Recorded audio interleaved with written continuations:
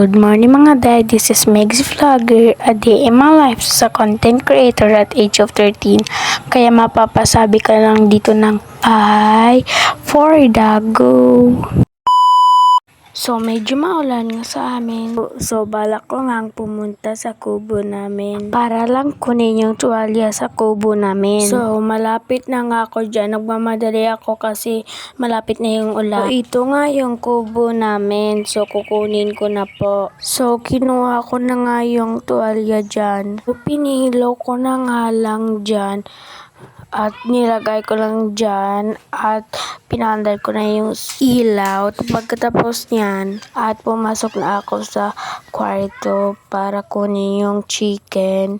So nilagay ko na siya sa ulo ko.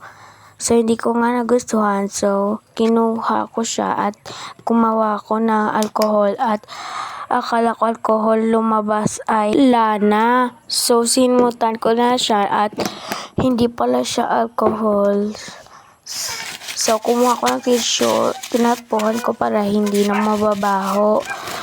At kumuha na ako, ito na yung totoo na alcohol. So inano ko siya sa kamay ko para hindi na mabaho. So kinuskot charot. So kinukuha ko na sa baba kasi mahigo pa dyan. Ay, mahigo ilonggo yan. So lumabas na ako dyan.